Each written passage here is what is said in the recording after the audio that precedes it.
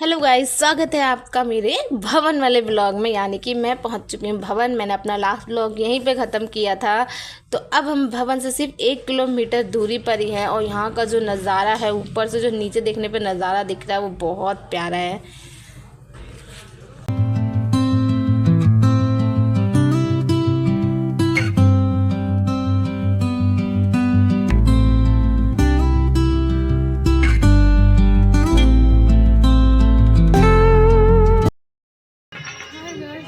हालत बहुत ख़राब हो चुकी है, क्योंकि हिम्मत नहीं है बात करने की, लेकिन हम पहुंच ही गए। खाली 1 किलोमीटर रह गया है, पार लगा दिया हमने। पहुंच ही गए माता रानी तक। बहुत परीक्षा ली माता रानी ने हमारी। और हम भवन के करीब पहुंच चुके हैं। प्रेम से बोलो जय माता।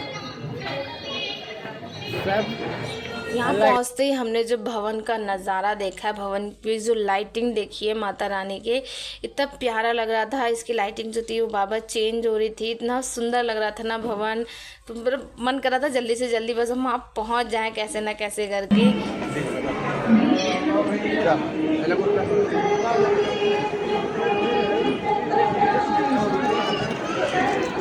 अब हम पहुंच चुके भवन के बिल्कुल पास और यहाँ पे हम ढूंढ रहे थे रेस्ट करने के लिए थोड़ी सी जगह, क्योंकि हम अभी रात में दर्शन नहीं करेंगे।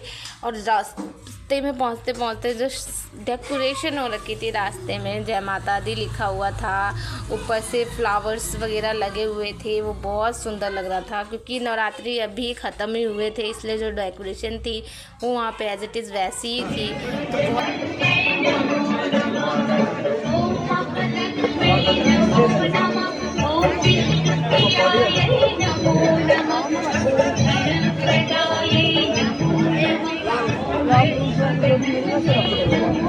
तो बहुत ज़्यादा अच्छा लग रहा था यहाँ पर हमारे आते हुए। बहुत सुकून मिल रहा था दिल को, बहुत शांति सी फील हो रही थी कि हाँ हम इतनी अच्छी जगह पे आए हुए हैं जहाँ के लिए लोग तड़पते हैं यहाँ आने के लिए। जब तक बुलावा नहीं आता है तो माता रानी किसी को नहीं बुलाती है। हमें माता रानी ने ये मौका दिया, हमें बुलाया, तभी हम यहाँ पे आ पाए। तो अभी हम करेंगे यहाँ पे रेस्ट और करेंगे सुबह दर्शन। तो मैं अब आपसे मिलती हूँ सुबह के टाइम पे। गुड मॉर्निंग गाइस, अब हम रेडी हैं दर्शन के लिए। हम लोग नहा लिया है, अब हम लोग सब लोग जा रहे हैं दर्शन करने के लिए। तो चलते हैं, लाइन में लगते हैं। मैं भवन के अंदर की वीडियो तो नहीं बना पाऊँगी, क्योंकि उसमें जो सारा सामान है वो जो लॉकर में चला जाता है, हमारे फ़ोन्स भी। तो अभी यहाँ पे सब लोग नहा के रेडी हो रहे हैं और हम जाएंगे अब लाइन में लगने। रात जो हमारी थी वो यहीं पे गुजरी थी, क्योंकि यहाँ पे बहुत भीड़ थी, ना रूम्स मिल रहे थे, तो हमने यहाँ पे कंबल किराए पे लेके अपनी रात यहीं गुजारी थी। अब हमने दर्शन कर लिए हैं, नाश्ता भी कर लिया। मैंने वो बीच की वीडियो नहीं बनाई क्योंकि व्लॉग ज़्यादा लंबा हो जाता। अब हम जा रहे हैं भैरव बाबा की चढ़ाई करने के लिए। यहाँ पे हमें रोपवे की टिकट नहीं मिली, क्योंकि भीड़ की वजह से जो टिकट्स थी उन्होंने बंद कर दी, तो हमें पैदल ही चलना पड़ेगा। कोई नहीं, भैरव बाबा भी हमें पैदल ही बुला रहे हैं, तो हम पैदल ही चलेंगे।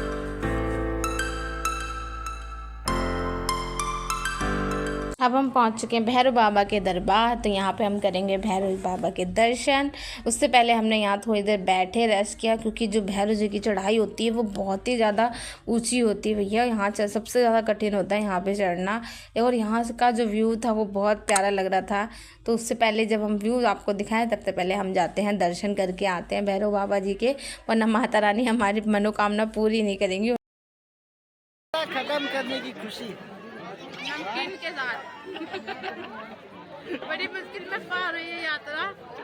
सुबह जिस हिसाब से हमने भवन के लिए लाइन लगाई थी, हमें नहीं लगा था कि हम दोपहर तक यहाँ पहुँच पाएंगे भैरव बाबा पे, लेकिन हम पहुँच गए।